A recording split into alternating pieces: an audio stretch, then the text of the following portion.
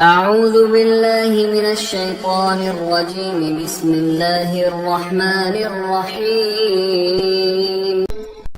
الحمد لله الذي أنزل على عبده الكتاب ولم يجعل له عوجا قيما لينذر بأسا شديدا من لدنه ويبشر المؤمنين الذين يعملون الصالحات أن لهم أجرا حسنا ماكثين فيه أبدا وينذر الذين قالوا اتخذ الله ولدا ما لهم به من علم ولا لآبائهم كبرت كلمة تخرج من أفواههم إن يقولون إلا كذبا فلعلك باخع نفسك على آثارهم إن لم يؤمنوا بهذا الحديث أسفا إنا جعلنا ما على الأرض زينة لها لنبلوهم أيهم أحسن عملا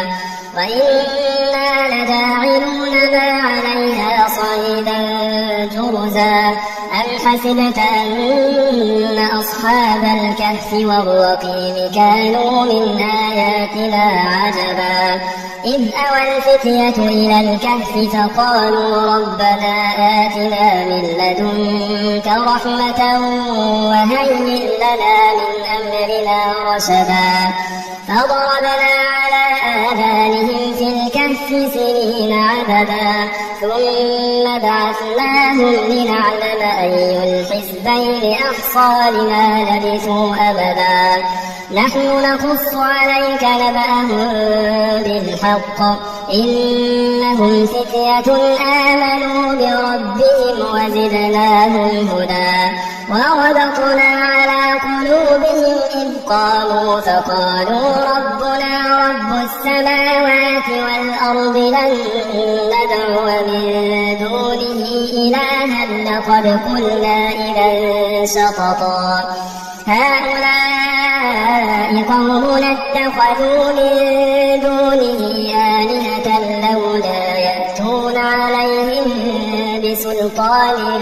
بين فمن أظلم ممن افترى على الله كذبا وإذ اعتزلتموهم وما يعبدون إلا الله فأووا إلى الكهف ينشر لكم ربكم من رحمته ويهيئ لكم من أمركم مرفقا وترى الشمس إذا طلعت تزاور عن كهفهم ذات اليمين وإذا غربت تقرضهم ذات الشمال وهم في فجوة منه ذلك من آيات الله من يهد الله فهو المهتد ومن يضلل فلن تجد له وليا مرشدا وتحسبهم أيقاظا وهم رقود ونقلبهم ذات اليمين وذات الشمال وكلبهم باسط ذراعيه بالوصيد لو اطلعت عليهم لوليت منهم فرارا ولملئت منهم رعبا وكذلك بعثناهم ليتساءلوا بينهم قال قائل منهم كم لبثتم قالوا لبثنا يوما أو بعض يوم قالوا ربكم أعلم بما لبثتم فابعثوا أحدكم بورقكم هذه إلى المدينة فلينظر أيها أزكى طعاما فليأتكم برزق منه وليتلطف ولا يشعرن بكم أحدا إنهم إن يظهروا عليكم يرجموكم أو يعيدوكم في ملتهم ولن تفلحوا إذا أبدا وكذلك أعثرنا عليهم ليعلموا أن وعد الله حق وأن الساعة لا ريب فيها إذ يتنازعون بينهم أمرهم فقالوا بنوا عليهم بنيانا ربهم أعلم بهم قال الذين غلبوا على أمرهم لنتخذن عليهم مسجدا سيقولون ثلاثة رابعهم كلبهم ويقولون خمسة سادسهم كلبهم رجما بالغيب ويقولون سبعة وثامنهم كلبهم قل ربي أعلم بعدتهم ما يعلمهم إلا قليل فلا تمار فيهم إلا مراء ظاهرا ولا تستفت فيهم منهم أحدا ولا تقولن لشيء إني فاعل ذلك غدا إلا أن يشاء الله واذكر ربك إذا نسيت وقل عسى أن يهديني ربي لأقرب من هذا رشدا ولبثوا في كهفهم 300 سنين وازدادوا 9 قل الله أعلم بما لبثوا له غيب السماوات والأرض أبصر به وأسمع ما لهم من دونه من ولي ولا يشرك في حكمه أحدا واتل ما أوحي إليك من كتاب ربك لا مبدل لكلماته ولا تجد من دونه ملتحدا واصبر نفسك مع الذين يدعون ربهم بالغداة والعشي يريدون وجهه ولا تعد عيناك عنهم تريد زينة الحياة الدنيا ولا تطع من أغفلنا قلبه عن ذكرنا واتبع هواه وكان أمره فرطا وقل الحق من ربكم فمن شاء فليؤمن ومن شاء فليكفر إنا أعتدنا للظالمين نارا أحاط بهم سرادقها وإن يستغيثوا يغاثوا بماء كالمهل يشوي الوجوه بئس الشراب وساءت مرتفقا إن الذين آمنوا وعملوا الصالحات إنا لا نضيع أجر من أحسن عملا أولئك لهم جنات عدن تجري من تحتهم الأنهار يحلون فيها من أساور من ذهب ويلبسون ثيابا خضرا من سندس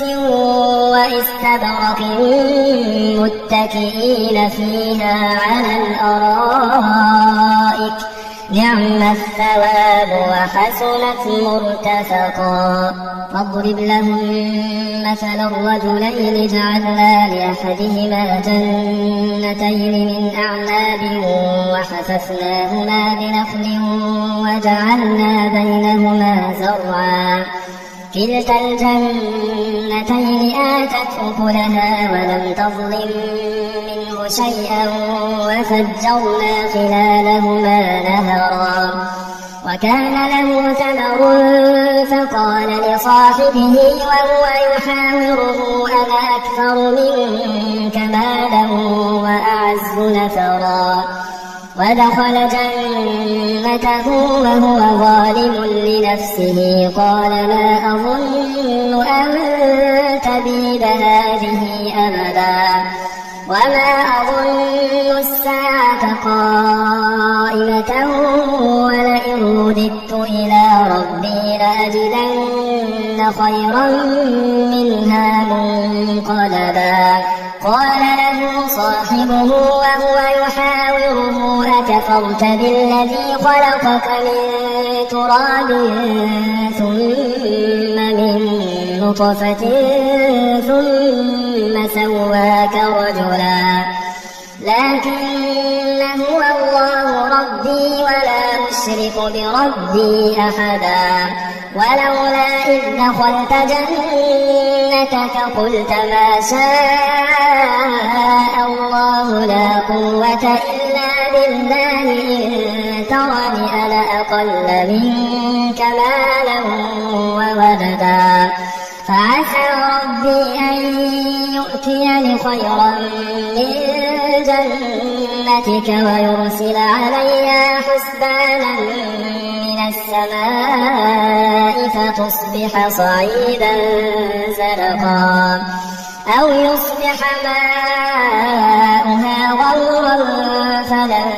تستطيع له طلبا.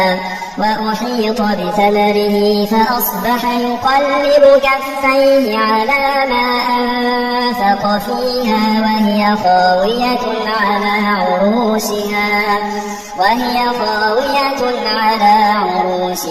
ويقول يا ليتني لم أشرك بربي أحدا. ولم تكن له فئة ينصرونه من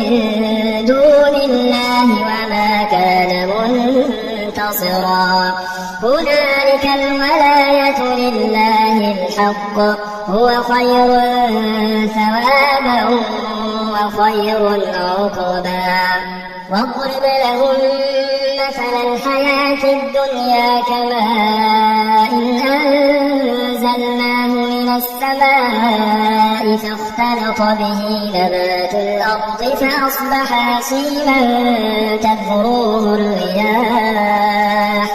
وكان الله على كل شيء مقتدرا. المال والبنون زينة الحياة الدنيا والباقيات الصالحات خير عند ربك ثوابا وخير أملا. ويوم نسير الجبال وترى الأرض بارزة وحشرناهم فلم نغادر منهم أحدا. وعرضوا على ربك صفا لقد جئتمونا كما خلقناكم أول مرة بل زعمتم أن لن نجعل لكم موعدا. ووضع الكتاب فترى المجرمين مشفقين مما فيه ويقولون يا ويلتنا ما لهذا الكتاب لا يغادر صغيرة ولا كبيرة إلا أحصاها ووجدوا ما عملوا حاضرا ولا يظلم ربك أحدا. وإذ قلنا للملائكة اسجدوا لآدم فسجدوا إلا إبليس كان من الجن ففسق عن أمر ربه أفتتخذونه وذريته أولياء من دوني وهم لكم عدو بئس للظالمين بدلا. ما أشهدتهم خلق السماوات والأرض ولا خلق أنفسهم وما كنت متخذ المضلين عضدا. ويوم يقول نادوا شركائي الذين زعمتم فدعوهم فلم يستجيبوا لهم وجعلنا بينهم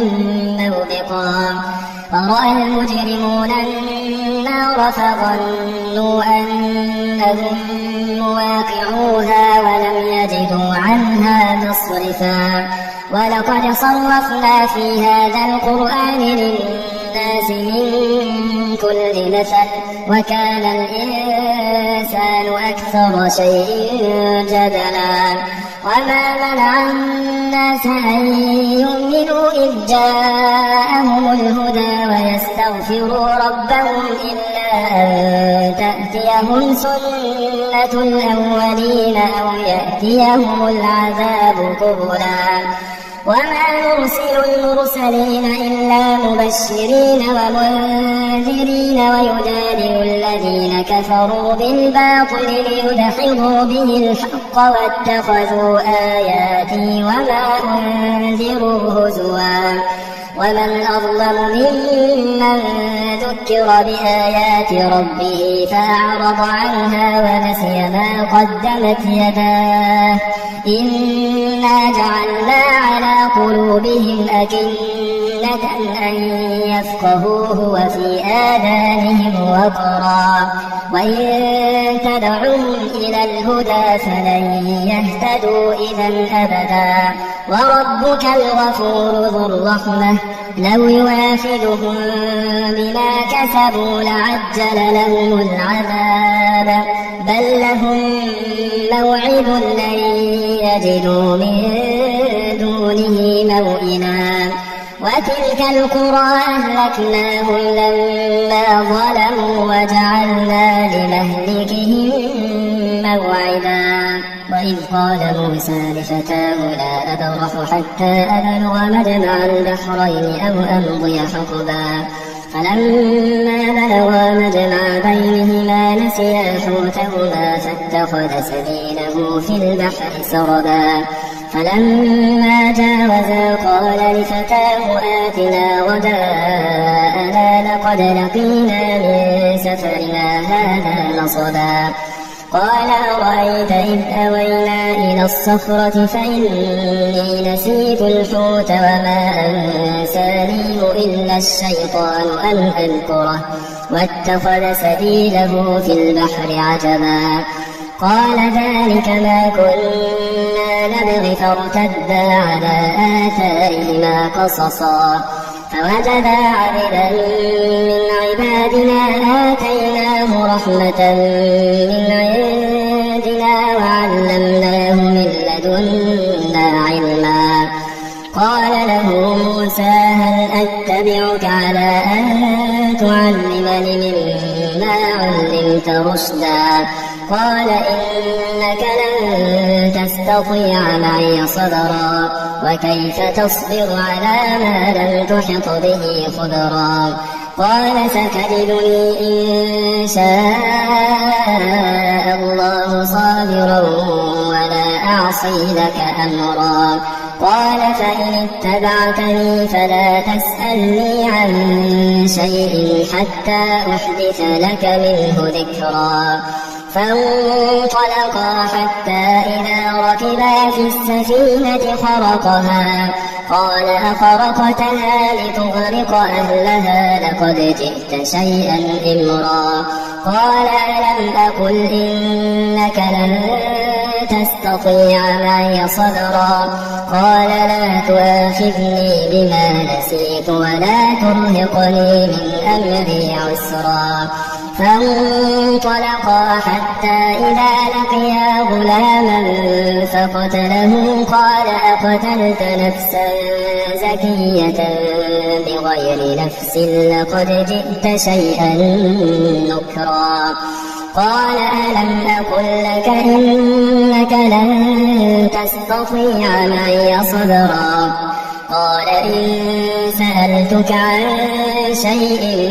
بعدها فلا تصاحبني قد بلغت من لدني عذرا فانطلقا حتى إذا أتيا أهل قرية استطعما أهلها فأبوا أن يضيفوهما فوجدا فيها جدارا يريد أن ينقض فأقامه قال لو شئت لاتخذت عليه أجرا قال هذا فراق بيني وبينك سأنبئك بتأويل ما لم تستطع عليه صبرا أما السفينة فكانت لمساكين يعملون في البحر فأردت أن أعيبها وكان وراءهم ملك يأخذ كل سفينة غصبا وأما الغلام فكان أبواه مؤمنين فخشينا أن يرهقهما طغيانا وكفرا فأردنا أن يبدلهما ربهما خيرا منه زكاة وأقرب رحما وأما الجدار فكان لغلامين يتيمين في المدينة وكان تحته كنز لهما وكان أبوهما صالحا فأراد ربك أن يبلغا أشدهما ويستخرجا كنزهما رحمة من ربك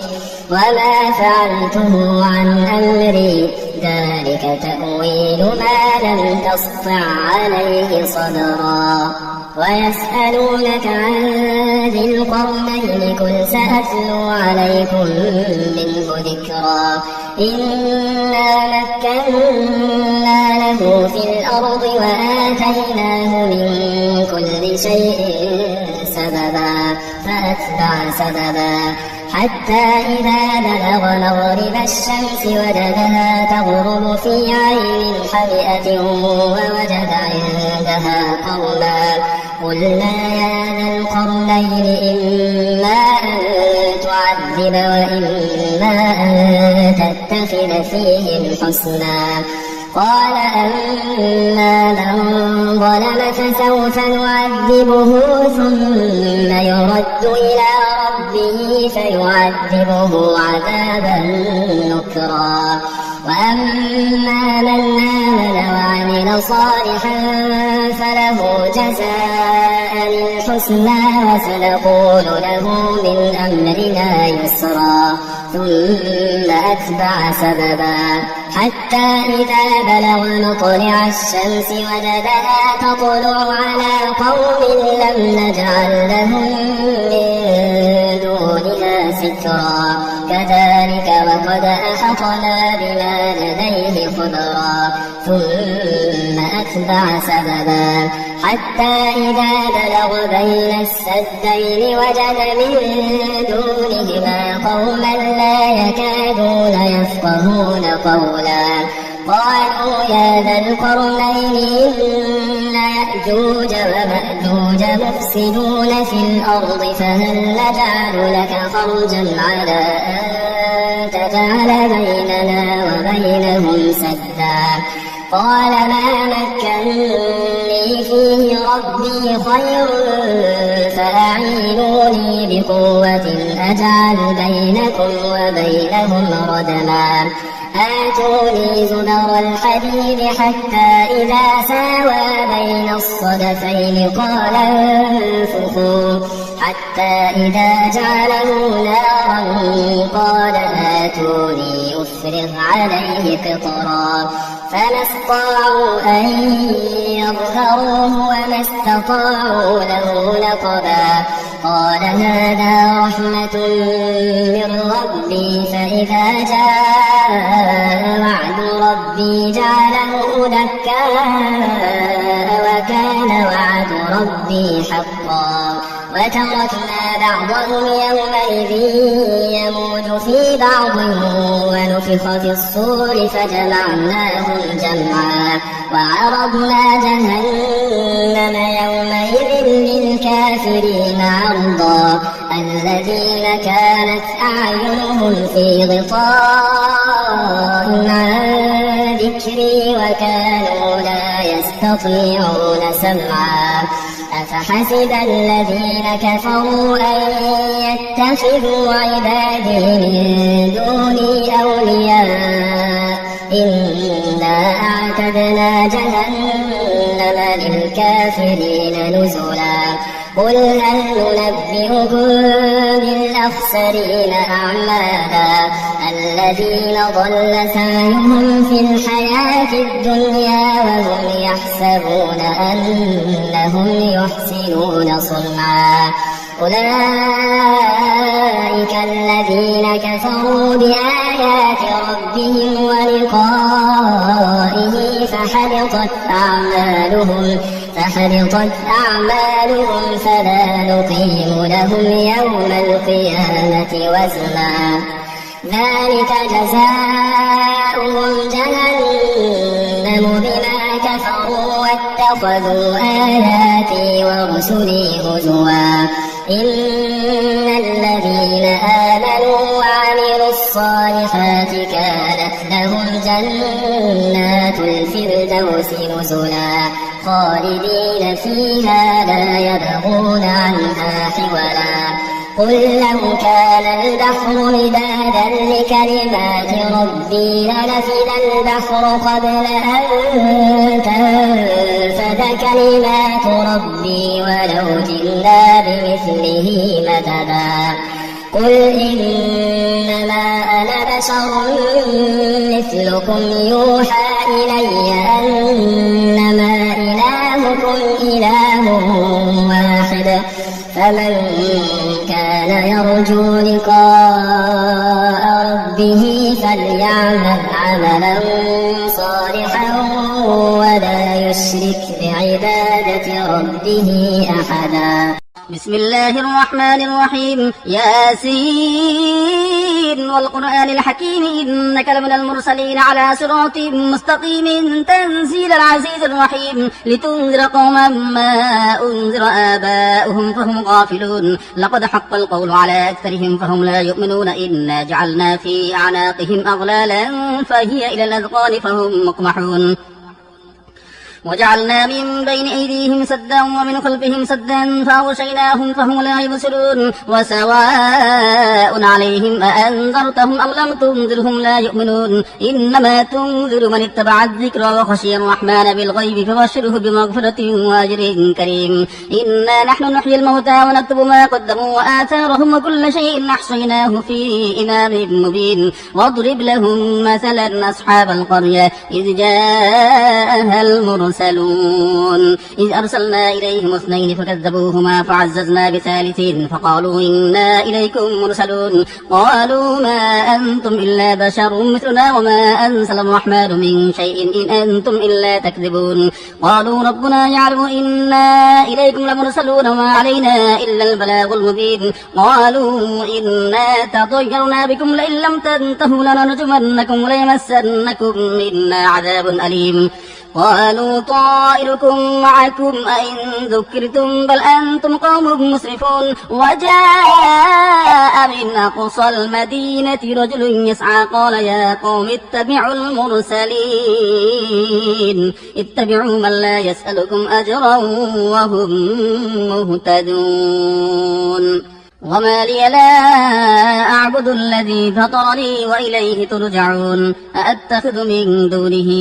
آلهة إن يردني الرحمن بضر لا تغن عني شفاعتهم شيئا ولا ينقذون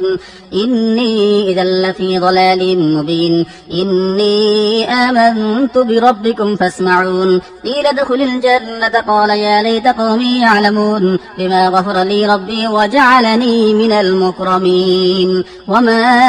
أنزلنا على قومه من بعده من جند من السماء وما كنا منزلين إن كانت إلا صيحة واحدة فإذا هم خامدون يا حسرة على العباد ما يأتيهم من رسول إلا كانوا به يستهزئون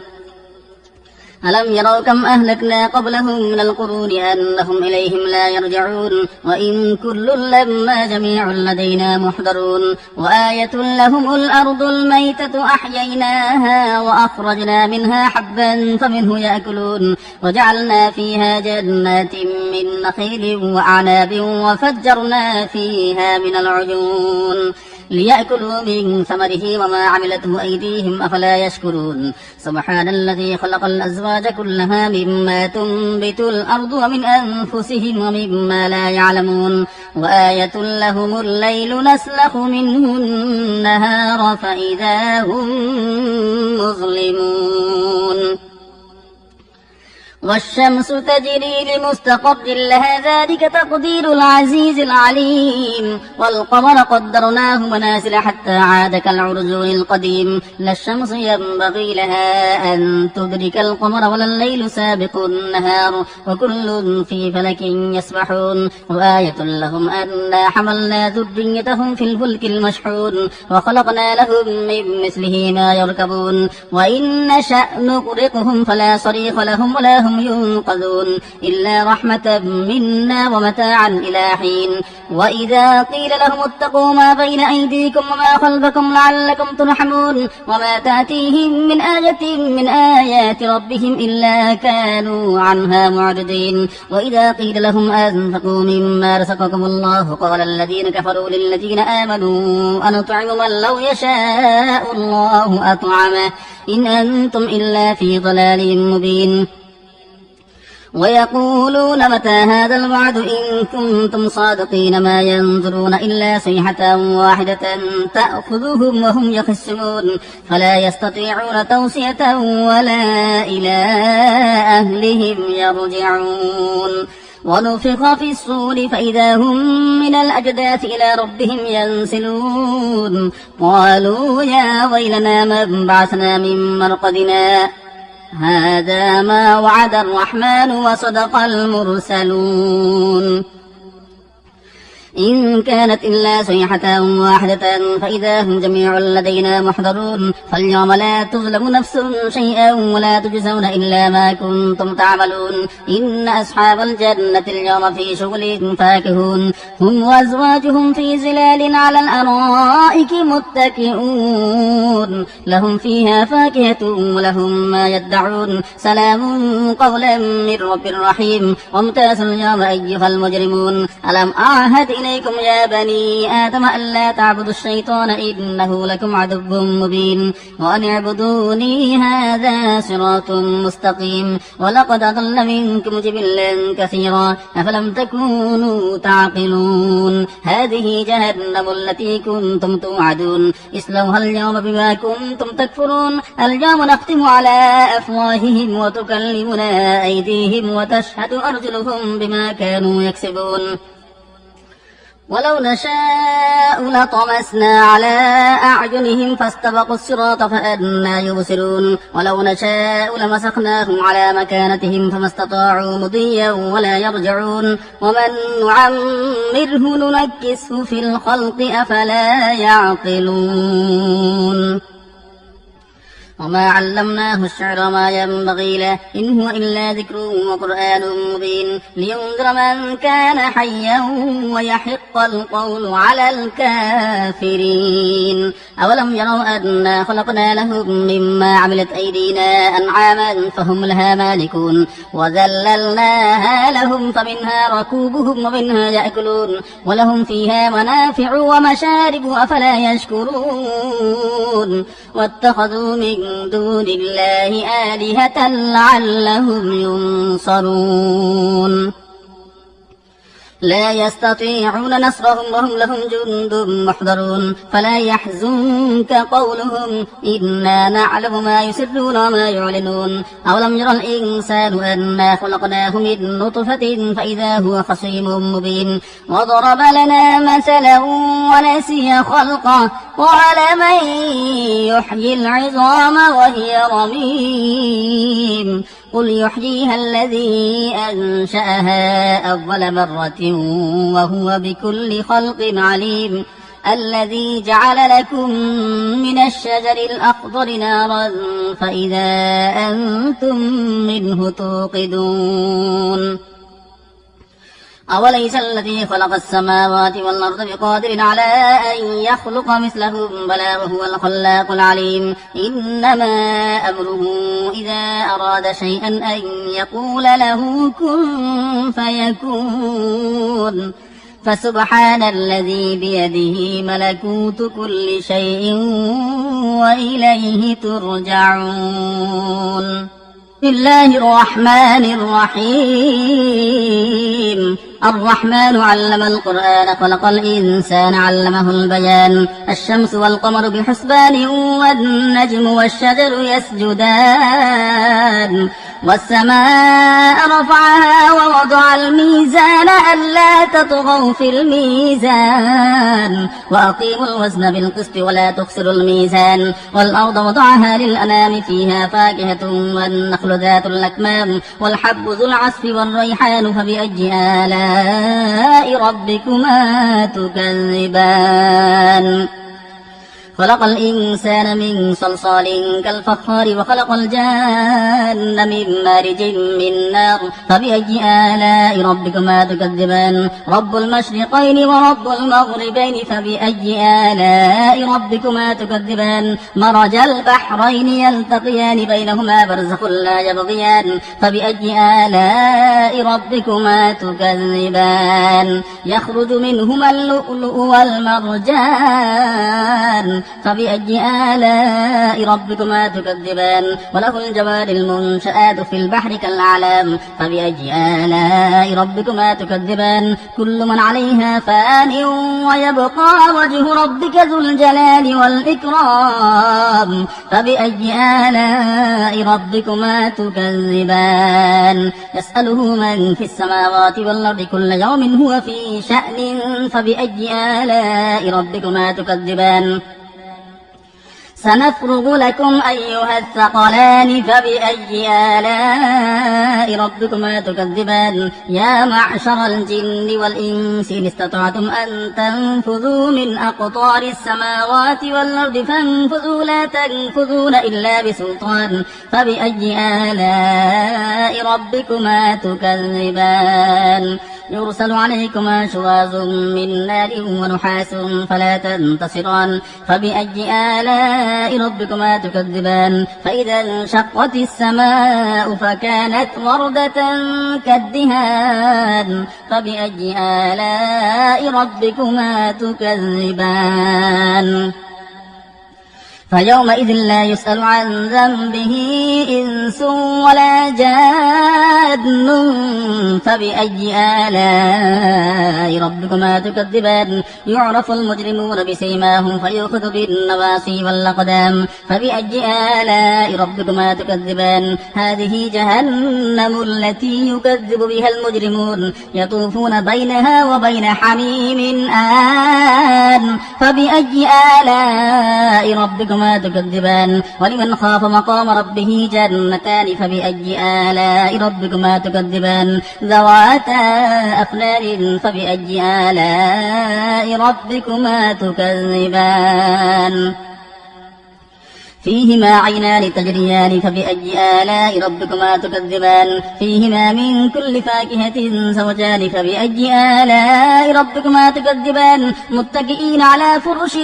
بطائلها من استبرق وجنى الجنتين دان فبأي آلاء ربكما تكذبان. فيهن قاصرات الطرف لم يطمثهن إنس قبلهم ولا جان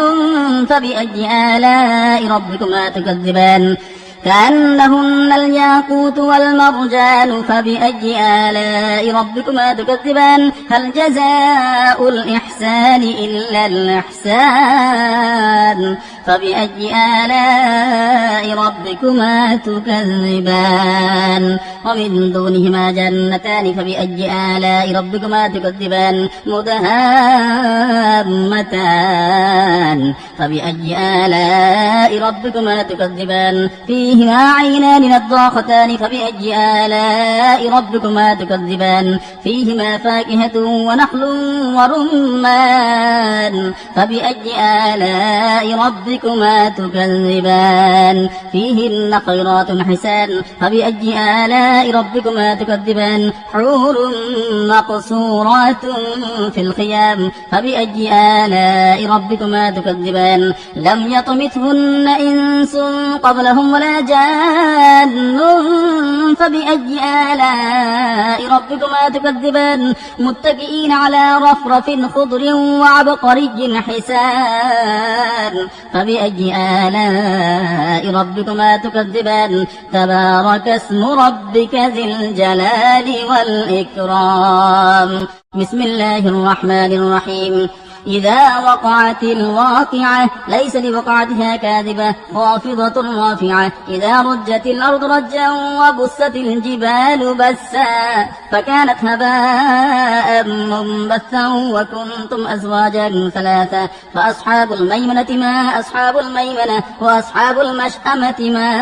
أصحاب المشأمة والسابقون السابقون أولئك المقربون في جنات النعيم ثلة من الأولين وقليل من الآخرين على سرر موضونة متكئين عليها متقابلين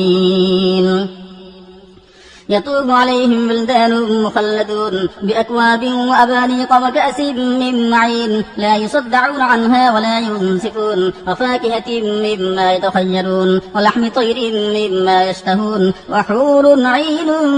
كأمثال اللؤلؤ المكنون جزاء بما كانوا يعملون لا يسمعون فيها لغوا ولا تأثيما إلا قيلا سلاما سلاما وأصحاب اليمين ما أصحاب اليمين في سدر مخضود وطلح منضود وظل ممدود وماء مسكوب وفاكهة كثيرة لا مقطوعة ولا ممنوعة وفرش مرفوعة إنا أنشأناهن إنشاء فجعلناهن أبكارا عربا أترابا لأصحاب اليمين ثلة من الأولين وثلة من الآخرين وأصحاب الشمال ما أصحاب الشمال في سموم وحميم وظل من يحموم لا بارد ولا كريم إنهم كانوا قبل ذلك مترفين وكانوا يسرون على الحنث العظيم وكانوا يقولون أئذا متنا وكنا ترابا وعظاما أئنا لمبعوثون أو آباؤنا الأولون قل إن الأولين والآخرين لمجموعون إلى ميقات يوم معلوم ثم إنكم أيها الضالون المكذبون لآكلون من شجر من زقوم فمالئون منها البطون فشاربون عليه من الحميم فشاربون شرب الهيم هذا نزلهم يوم الدين نحن خلقناكم فلولا تصدقون أفرأيتم ما تمنون أأنتم تخلقونه أم نحن الخالقون نحن قدرنا بينكم الموت وما نحن بمسبوقين على أن نبدل أمثالكم وننشئكم فيما لا تعلمون ولقد علمتم النشأة الأولى فلولا تذكرون أفرأيتم ما تحرسون أأنتم تزرعونه أم نحن الزارعون لو نشاء لجعلناه حطاما فظلتم تفكهون إنا لمغرمون بل نحن محرومون أفرأيتم الماء الذي تشربون أأنتم أنزلتموه من المزن أم نحن المنزلون لو نشاء جعلناه جاجا فلولا تشكرون أفرأيتم النار التي تورون أأنتم أنشأتم شجرتها أم نحن المنشئون نحن جعلناها تذكرة ومتاعا للمقبين فسبح باسم ربك العظيم فلا أقسم بمواقع النجوم وإنه لقسم لو تعلمون عظيم إنه لقرآن كريم في كتاب مكنون لا يمسه إلا المطهرون تنزيل من رب العالمين أفبهذا الحديث أنتم مدهنون وتجعلون رزقكم أنكم تكذبون فلولا إذا بلغت الحلقوم وأنتم حينئذ تنظرون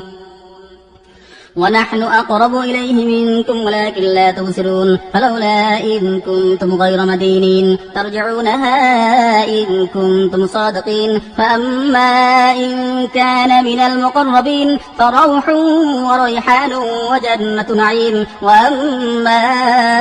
إن كان من أصحاب اليمين فسلام لك من أصحاب اليمين وأما إن كان من المكذبين الضالين فنزل من حميم وتصلية جحيم إن هذا لهو حق اليقين فسبح باسم ربك العظيم. أعوذ بالله من الشيطان الرجيم. بسم الله الرحمن الرحيم. تبارك الذي بيده الملك وهو على كل شيء قدير الذي خلق الموت والحياة ليبلوكم أيكم أحسن عملا وهو العزيز الغفور الذي خلق 7 سماوات طباقا ما ترى في خلق الرحمن من تفاوت فارجع البصر هل ترى من فطور ثم ارجع البصر كرتين ينقلب إليك البصر خاسئا وهو حسير ولقد زينا السماء الدنيا بمصابيح وجعلناها رجوما للشياطين وأعتدنا لهم عذاب السعير وللذين كفروا بربهم عذاب جهنم وبئس المصير إذا ألقوا فيها سمعوا لها شهيقا وهي تفور تكاد تميز من الغيظ كلما ألقي فيها فوج سألهم خزنتها ألم يأتكم نذير قالوا بلى قد جاءنا نذير فكذبنا وقلنا ما نزل الله من شيء إن أنتم إلا في ضلال كبير وقالوا لو كنا نسمع أو نعقل ما كنا في أصحاب السعير فاعترفوا بذنبهم فسحقا لأصحاب السعير إن الذين يخشون ربهم بالغيب لهم مغفرة وأجر كبير وأسروا قولكم أو اجهروا به إنه عليم بذات الصدور ألا يعلم من خلق وهو اللطيف الخبير هو الذي جعل لكم الأرض ذلولا فامشوا في مناكبها وكلوا من رزقه وإليه النشور أأمنتم من في السماء أن يخسف بكم الأرض فإذا هي تمور أم أمنتم من في السماء أن يرسل عليكم حاصبا فستعلمون كيف نذير ولقد كذب الذين من قبلهم فكيف كان نكير أولم يروا للطير فوقهم صافات ويقبض ما يمسكهن إلا الرحمن إنه بكل شيء بصير أمن هذا الذي هو جند لكم ينصركم من دون الرحمن إن الكافرون إلا في غرور أمن هذا الذي يرزقكم إن أمسك رزقه بل لجوا في عتب ونفور أفمن يمشي مكبا على وجهه أهدى أمن يمشي سويا على صراط مستقيم قل هو الذي أنشأكم وجعل لكم السمع والأبصار والأفئدة قليلا ما تشكرون قل هو الذي ذرأكم في الأرض وإليه تحشرون ويقولون متى هذا الوعد إن كنتم صادقين قل إنما العلم عند الله وإنما أنا نذير مبين فلما رأوه زلفة سيئت وجوه الذين كفروا وقيل هذا الذي كنتم به تدعون قل أرأيتم إن أهلكني الله ومن معي أو رحمنا فمن يجير الكافرين من عذاب أليم قل هو الرحمن آمنا به وعليه توكلنا فستعلمون من هو في ضلال مبين قل أرأيتم إن أصبح ماؤكم غورا فمن يأتيكم بماء معين أعوذ بالله من الشيطان الرجيم بسم الله الرحمن الرحيم ألف لام ميم ذلك الكتاب لا ريب فيه هدى للمتقين الذين يؤمنون بالغيب ويقيمون الصلاة ومما رزقناهم ينفقون والذين يؤمنون بما أنزل إليك وما أنزل من قبلك وبالآخرة هم يوقنون أولئك على هدى من ربهم وأولئك هم المفلحون. إن الذين كفروا سواء عليهم أأنذرتهم أم لم تنذرهم لا يؤمنون ختم الله على قلوبهم وعلى سمعهم وعلى أبصارهم غشاوة ولهم عذاب عظيم. ومن الناس من يقول آمنا بالله وباليوم الآخر وما هم بمؤمنين يخادعون الله والذين آمنوا وما يخدعون إلا أنفسهم وما يشعرون في قلوبهم مرض فزادهم الله مرضا ولهم عذاب أليم بما كانوا يكذبون. وإذا قيل لهم لا تفسدوا في الأرض قالوا إنما نحن مصلحون ألا إنهم هم المفسدون ولكن لا يشعرون. وإذا قيل لهم آمنوا كما آمن الناس قالوا أنؤمن كما آمن السفهاء ألا إنهم هم السفهاء ولكن لا يعلمون. وإذا لقوا الذين آمنوا قالوا آمنا وإذا خلوا إلى شياطينهم قالوا إنا معكم إنما نحن مستهزئون الله يستهزئ بهم ويمدهم في طغيانهم يعمهون. أولئك الذين اشتروا الضلالة بالهدى فما ربحت تجارتهم وما كانوا مهتدين. مثلهم كمثل الذي استوقد نارا فلما أضاءت ما حوله ذهب الله بنورهم وتركهم في ظلمات لا يبصرون صم بكم عمي فهم لا يرجعون. أو كصيب من السماء فيه ظلمات ورعد وبرق يجعلون أصابعهم في آذانهم من الصواعق حذر الموت والله محيط بالكافرين. يكاد البرق يخطف أبصارهم كلما أضاء لهم مشوا فيه وإذا أظلم عليهم قاموا ولو شاء الله لذهب بسمعهم وأبصارهم إن الله على كل شيء قدير. يا أيها الناس اعبدوا ربكم الذي خلقكم والذين من قبلكم لعلكم تتقون الذي جعل لكم الأرض فراشا والسماء بناء وأنزل من السماء ماء فأخرج به من الثمرات رزقا لكم فلا تجعلوا لله أندادا وأنتم تعلمون. وإن كنتم في ريب مما نزلنا على عبدنا فأتوا بسورة من مثله وادعوا شهداءكم من دون الله إن كنتم صادقين فإن لم تفعلوا ولن تفعلوا فاتقوا النار التي وقودها الناس والحجارة أعدت للكافرين. وبشر الذين آمنوا وعملوا الصالحات أن لهم جنات تجري من تحتها الأنهار كلما رزقوا منها من ثمرة رزقا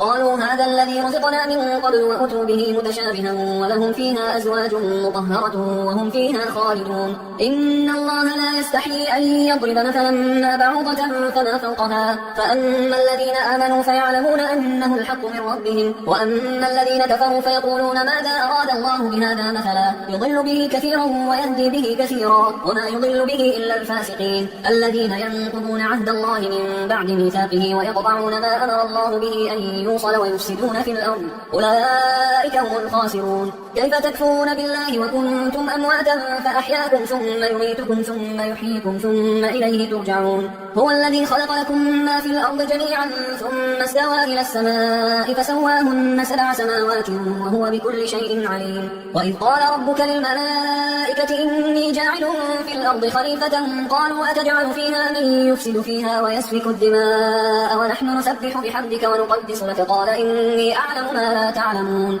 وعلم آدم الأسماء كلها ثم عرضهم على الملائكة فقال أنبئوني بأسماء هؤلاء إن كنتم صادقين. قالوا سبحانك لا علم لنا إلا ما علمتنا إنك أنت العليم الحكيم. قال يا آدم أنبئهم بأسمائهم فلما أنبأهم بأسمائهم قال ألم أقل لكم إني أعلم غيب السماوات والأرض وأعلم ما تبدون وما كنتم تكتمون. وإذ قلنا للملائكة اسجدوا لآدم فسجدوا إلا إبليس أبى واستكبر وكان من الكافرين. وقلنا يا آدم اسكن أنت وزوجك الجنة وكلا منها رغدا حيث شئتما ولا تقربا هذه الشجرة فتكونا من الظالمين. فأزلهما الشيطان عنها فأخرجهما مما كانا فيه وقلنا اهبطوا بعضكم لبعض عدو ولكم في الأرض مستقر ومتاع إلى حين. فتلقى آدم من ربه كلمات فتاب عليه إنه هو التواب الرحيم. قلنا اهبطوا منها جميعا فإما يأتينكم مني هدى فمن تبع هداي فلا خوف عليهم ولا هم يحزنون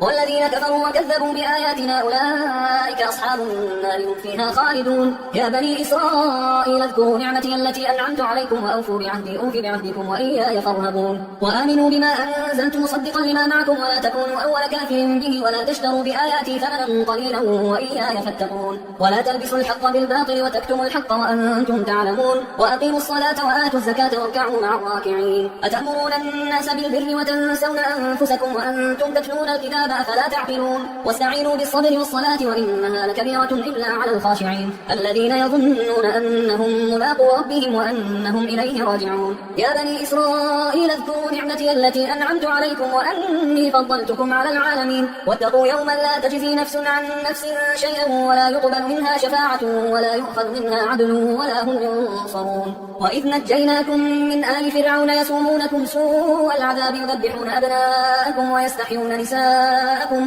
وفي ذلكم بلاء من ربكم عظيم وإذ فرقنا بكم البحر فأنجيناكم وأغرقنا آل فرعون وأنتم تنظرون وإذ واعدنا موسى 40 ليلة ثم اتخذتم العجل من بعده وأنتم ظالمون ثم عفونا عنكم من بعد ذلك لعلكم تشكرون وإذ آتينا موسى الكتاب والفرقان لعلكم تهتدون وإذ قال موسى لقومه يا قوم إنكم ظلمتم أنفسكم باتخاذكم العجل فتوبوا إلى بارئكم فاقتلوا أنفسكم ذلكم خير لكم عند بارئكم فتاب عليكم إنه هو التواب الرحيم وإذ قلتم يا موسى لن نؤمن لك حتى نرى الله جهرة فأخذتكم الصاعقة وأنتم تنظرون ثم بعثناكم من بعد موتكم لعلكم تشكرون وظللنا عليكم الغمام وأنزلنا عليكم المن والسلوى كلوا من طيبات ما رزقناكم وما ظلمونا ولكن كانوا أنفسهم يظلمون وإذ قلنا ادخلوا هذه القرية فكلوا منها حيث شئتم رغدا وادخلوا الباب سجدا وقولوا حطة نغفر لكم خطاياكم وسنزيد المحسنين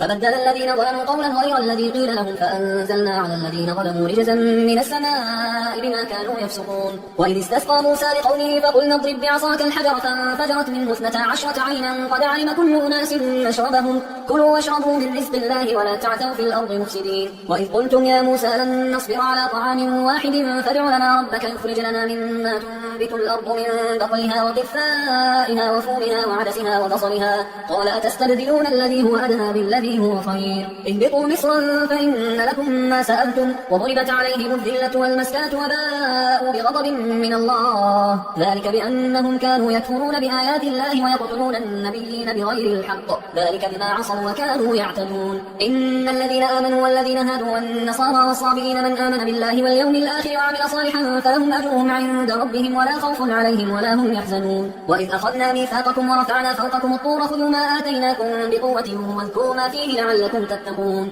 ثم توليتم من بعد ذلك فلولا فضل الله عليكم ورحمته لكنتم من الخاسرين ولقد علمتم الذين اعتدوا منكم في السبت فقلنا لهم كونوا قردة خاسئين فجعلناها نكالا لما بين يديها وما خلفها وموعظة للمتقين وإذ قال موسى لقومه إن الله يأمركم أن تذبحوا بقرة قالوا أتتخذنا هزوا قال أعوذ بالله أن أكون من الجاهلين قالوا ادع لنا ربك يبين لنا ما هي قال إنه يقول إنها بقرة لا فارض ولا بكر عوان بين ذلك فافعلوا ما تؤمرون قالوا ادع لنا ربك يبين لنا ما لونها قال إنه يقول إنها بقرة صفراء فاقع لونها تسر الناظرين قال ادع لنا ربك يبين لنا ما هي إن البقرة تشابه علينا وإنا إن شاء الله لمهتدون قال إنه يقول إنها بقرة لا ذلول تثير الأرض ولا تسقي الحرث مسلمة لا شية فيها قالوا الآن جئت بالحق فذبحوها وما كادوا يفعلون وإذ قتلتم نفسا فادارأتم فيها والله مخرج ما كنتم تكتمون فقلنا اضربوه ببعضها كذلك يحيي الله الموتى ويريكم آياته لعلكم تعقلون ثم قست قلوبكم من بعد ذلك فهي كالحجارة أو أشد قسوة وإن من الحجارة لما يتفجر منه الأنهار وإن منها لما يشقق فيخرج منه الماء وإن منها لما يهبط من خشية الله وما الله بغافل عما تعملون أفتطمعون أن يؤمنوا لكم وقد كان فريق منهم يسمعون كلام الله ثم يحرفونه من بعد ما عقلوه وهم يعلمون وإذا لقوا الذين آمنوا قالوا آمنا وإذا خلا بعضهم إلى بعض قالوا أتحدثونهم بما فتح الله عليكم ليحاجوكم به عند ربكم أفلا تعقلون أولا يعلمون أن الله يعلم ما يسرون وما يعلنون ومنهم أميون لا يعلمون الكتاب إلا أماني وإنهم إلا يظنون فويل للذين يكتبون الكتاب بأيديهم ثم يقولون هذا من عند الله ليشتروا به ثمنا قليلا فويل لهم مما كتبت أيديهم وويل لهم مما يكسبون وقالوا لن تمسنا النار إلا أياما معدودة قل اتخذتم عند الله عهدا فلن يخلف الله عهده أم تقولون على الله ما لا تعلمون بلى من كسب سيئة وأحاطت به خطيئته فأولئك أصحاب النار هم فيها خالدون والذين آمنوا وعملوا الصالحات أولئك أصحاب الجنة هم فيها خالدون وإذ أخذنا ميثاق بني إسرائيل لا تعبدون إلا الله وبالوالدين إحسانا وذي القربى واليتامى والمساكين وقولوا للناس حسنا وأقيموا الصلاة وآتوا الزكاة ثم توليتم إلا قليلا منكم وأنتم معرضون وإذ أخذنا ميثاقكم لا تسفكون دماءكم ولا تخرجون أنفسكم من دياركم ثم أقررتم وأنتم تشهدون ثم أنتم هؤلاء تقتلون أنفسكم وتخرجون فريقا منكم من ديارهم تظاهرون عليهم بالإثم والعدوان وإن يأتوكم أسارى تفادوهم وهو محرم عليكم إخراجهم أفتؤمنون ببعض الكتاب وتكفرون ببعض فما جزاء من يفعل ذلك منكم إلا خزي في الحياة الدنيا ويوم القيامة يردون إلى أشد العذاب وما الله بغافل عما تعملون أولئك الذين اشتروا الحياة الدنيا بالآخرة فلا يخفف عنهم العذاب ولا هم ينصرون ولقد آتينا موسى الكتاب وقفينا من بعده بالرسل وآتينا عيسى بن مريم البينات وأيدناه بروح القدس أفكلما جاءكم رسول بما لا تهوى أنفسكم استكبرتم ففريقا كذبتم وفريقا تقتلون وقالوا قلوبنا غلف بل لعنهم الله بكفرهم فقليلا ما يؤمنون ولما جاءهم كتاب من عند الله مصدق لما معهم وكانوا من قبل يستفتحون على الذين كفروا فلما جاءهم ما عرفوا كفروا به فلعنة الله على الكافرين بئس ما اشتروا به أنفسهم أن يكفروا بما أنزل الله بغيا أن ينزل الله من فضله على من يشاء من عباده فباءوا بغضب على غضب وللكافرين عذاب مهين وإذا قيل لهم آمنوا بما أنزل الله قالوا نؤمن بما أنزل علينا ويكفرون بما وراءه وهو الحق مصدقا لما معهم قل فلم تقتلون أنبياء الله من قبل إن كنتم مؤمنين ولقد جاءكم موسى بالبينات ثم اتخذتم العجل من بعده وأنتم ظالمون وإذ أخذنا ميثاقكم ورفعنا فوقكم الطور خذوا ما آتيناكم بقوة واسمعوا قالوا سمعنا وعصينا وأشربوا في قلوبهم العجل بكفرهم قل بئس ما يأمركم به إيمانكم إن كنتم مؤمنين قل إن كانت لكم الدار الآخرة عند الله خالصة من دون الناس فتمنوا الموت إن كنتم صادقين ولن يتمنوه أبدا بما قدمت أيديهم والله عليم بالظالمين ولتجدنهم أحرص الناس على حياة ومن الذين أشركوا يود أحدهم لو يعمر 1000 سنة وما هو بمزحزحه من العذاب أن يعمر والله بصير بما يعملون قل من كان عدوا لجبريل فإنه نزله على قلبك بإذن الله مصدقا لما بين يديه وهدى وبشرى للمؤمنين من كان عدوا لله وملائكته ورسله وجبريل وميكال فإن الله عدو للكافرين ولقد أنزلنا إليك آيات بينات وما يكفر بها إلا الفاسقون أو كلما عاهدوا عهدا نبذه فريق منهم بل أكثرهم لا يؤمنون ولما جاءهم رسول من عند الله مصدق لما معهم نبذ فريق من الذين أوتوا الكتاب كتاب الله وراء ظهورهم كأنهم لا يعلمون واتبعوا ما تتلو الشياطين على ملك سليمان وما كفر سليمان ولكن الشياطين كفروا يعلمون الناس السحر وما أنزل على الملكين ببابل هاروت وماروت وما يعلمان من أحد حتى يقولا إنما نحن فتنة فلا تكفر فيتعلمون منهما ما يفرقون به بين المرء وزوجه وما هم بضارين به من أحد إلا بإذن الله ويتعلمون ما يضرهم ولا ينفعهم ولقد علموا لمن اشتراه ما له في الآخرة من خلاق ولبئس ما شروا به أنفسهم لو كانوا يعلمون ولو أنهم آمنوا واتقوا لمثوبة من عند الله خير لو كانوا يعلمون يا أيها الذين آمنوا لا تقولوا راعنا وقولوا انظرنا واسمعوا وللكافرين عذاب أليم ما يود الذين كفروا من أهل الكتاب ولا المشركين أن ينزل عليكم من خير من ربكم والله يختص برحمته من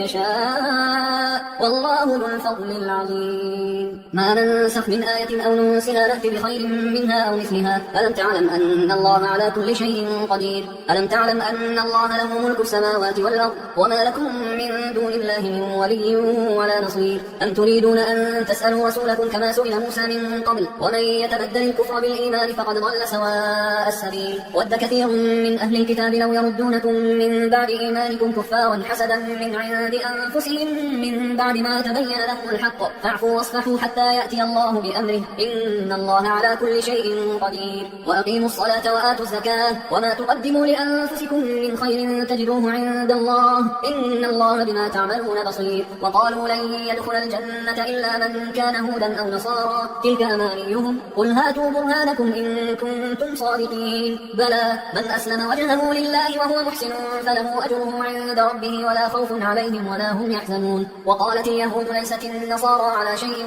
وقالت النصارى ليست اليهود على شيء وهم يتلون الكتاب كذلك قال الذين لا يعلمون مثل قولهم فالله يحكم بينهم يوم القيامة فيما كانوا فيه يختلفون. ومن أظلم ممن منع مساجد الله أن يذكر فيها اسمه وسعى في خرابها أولئك ما كان لهم أن يدخلوها إلا خائفين لهم في الدنيا خزي ولهم في الآخرة عذاب عظيم. ولله المشرق والمغرب فأينما تولوا فثم وجه الله إن الله واسع عليم. وقالوا اتخذ الله ولدا سبحانه بل له ما في السماوات والأرض كل له قانتون بديع السماوات والأرض وإذا قضى أمرا فإنما يقول له كن فيكون. وقال الذين لا يعلمون لولا يكلمنا الله أو تأتينا آية كذلك قال الذين من قبلهم مثل قولهم تشابهت قلوبهم قد بينا الآيات لقوم يوقنون. إنا أرسلناك بالحق بشيرا ونذيرا ولا تسأل عن أصحاب الجحيم. ولن ترضى عنك اليهود ولا النصارى حتى تتبع ملتهم قل إن هدى الله هو الهدى ولئن اتبعت أهواءهم بعد الذي جاءك من العلم ما لك من الله من ولي ولا نصير. الذين آتيناهم الكتاب يتلونه حق تلاوته أولئك يؤمنون به ومن يكفر به فأولئك هم الخاسرون. يا بني إسرائيل اذكروا نعمتي التي أنعمت عليكم وأني فضلتكم على العالمين واتقوا يوما لا تجزي نفس عن نفس شيئا ولا يقبل منها عدل ولا تنفعها شفاعة ولا هم ينصرون. وإذ ابتلى إبراهيم ربه بكلمات فأتمهن قال إني جاعلك للناس إماما قال ومن ذريتي قال لا ينال عهد الظالمين. وإذ جعلنا البيت مثابة للناس وأمنا واتخذوا من مقام إبراهيم مصلى وعهدنا إلى إبراهيم وإسماعيل أن طهرا بيتي للطائفين والعاكفين والركع السجود. وإذ قال إبراهيم رب اجعل هذا بلدا آمنا وارزق أهله من الثمرات من آمن منهم بالله واليوم الآخر قال ومن كفر فأمتعه قليلا ثم أضطره إلى عذاب النار وبئس المصير. وإذ يرفع إبراهيم القواعد من البيت وإسماعيل ربنا تقبل منا إنك أنت السميع العليم ربنا وجعلنا مسلمين لك ومن ذريتنا أمة مسلمة لك وأرنا مناسكنا وتب علينا إنك أنت التواب الرحيم. ربنا وابعث فيهم رسولا منهم يتلو عليهم آياتك ويعلمهم الكتاب والحكمة ويزكيهم إنك أنت العزيز الحكيم. ومن يرغب عن ملة إبراهيم إلا من سفه نفسه ولقد اصطفيناه في الدنيا وإنه في الآخرة لمن الصالحين. إذ قال له ربه أسلم قال أسلمت لرب العالمين. ووصى بها إبراهيم بنيه ويعقوب يا بني إن الله اصطفى لكم الدين فلا تموتن إلا وأنتم مسلمون. أم كنتم شهداء إذ حضر يعقوب الموت إذ قال لبنيه ما تعبدون من بعده قالوا نعبد إلهك وإله آبائك إبراهيم وإسماعيل وإسحاق إلها واحدا ونحن له مسلمون. تلك أمة قد خلت لها ما كسبت ولكم ما كسبتم ولا تسألون عما كانوا يعملون. وقالوا كونوا هودا أو نصارى تهتدوا قل بل ملة إبراهيم حنيفا وما كان من المشركين. قولوا آمنا بالله وما أنزل إلينا وما أنزل إلى إبراهيم وإسماعيل وإسحاق ويعقوب والأسباط وما أوتي موسى وعيسى وما أوتي النبيون من ربهم لا نفرق بين أحد منهم ونحن له مسلمون. فإن آمنوا بمثل ما آمنتم به فقد اهتدوا وإن تولوا فإنما هم في شقاق فسيكفيكهم الله وهو السميع العليم. صبغة الله ومن أحسن من الله صبغة ونحن له عابدون. قل أتحاجوننا في الله وهو ربنا وربكم ولنا أعمالنا ولكم أعمالكم ونحن له مخلصون. أم تقولون إن إبراهيم وإسماعيل وإسحاق ويعقوب والأسباط كانوا هودا أو نصارى قل أأنتم أعلم أم الله ومن أظلم ممن كتم شهادة عنده من الله وما الله بغافل عما تعملون تلك أمة قد خلت لها ما كسبت ولكم ما كسبتم ولا تسألون عما كانوا يعملون سيقول السفهاء من الناس ما ولاهم عن قبلتهم التي كانوا عليها قل لله المشرق والمغرب يهدي من يشاء إلى صراط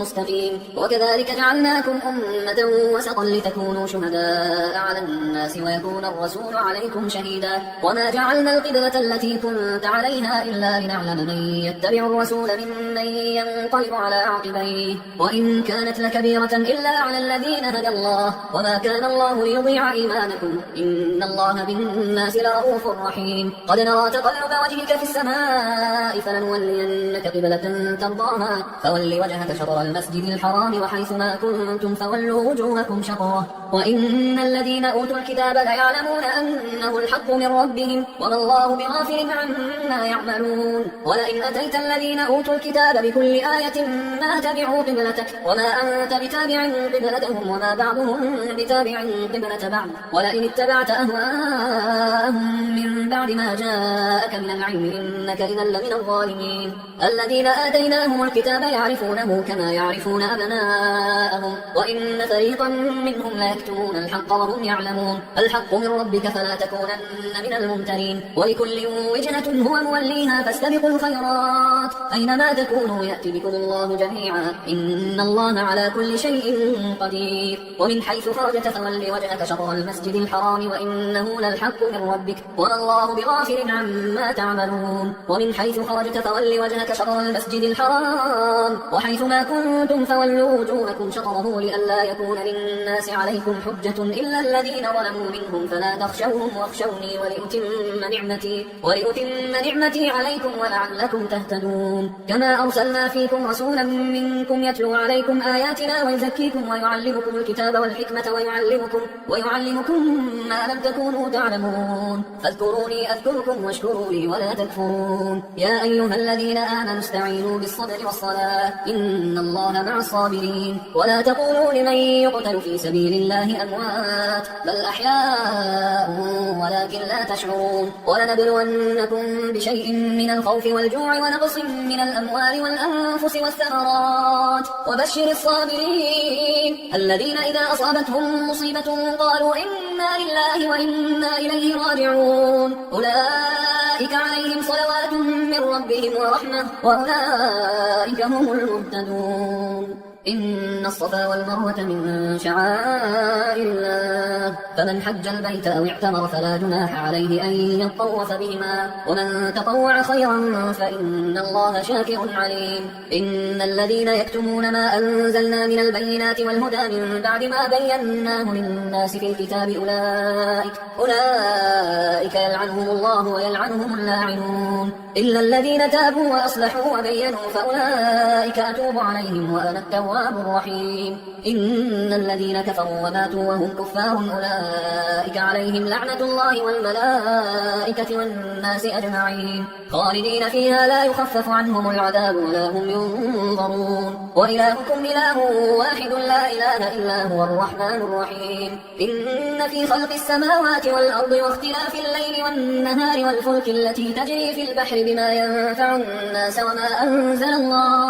وما أنزل الله من السماء من ماء فأحيا به الأرض بعد موتها وبث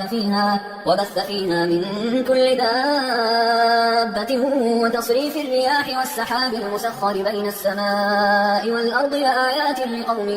يعقلون ومن الناس من يتخذ من دون الله أندادا يحبونهم كحب الله والذين آمنوا أشد حبا لله ولو يرى الذين ظلموا إذ يرون العذاب أن القوة لله جميعا وأن الله شديد العذاب إذ تبرأ الذين اتبعوا من الذين اتبعوا ورأوا العذاب وتقطعت بهم الأسباب وقال الذين اتبعوا لو أن لنا كرة فنتبرأ منهم كما تبرأوا منا كذلك يريهم الله أعمالهم حسرات عليهم وما هم بخارجين من النار يا أيها الناس كلوا مما في الأرض حلالا طيبا ولا تتبعوا خطوات الشيطان إنه لكم عدو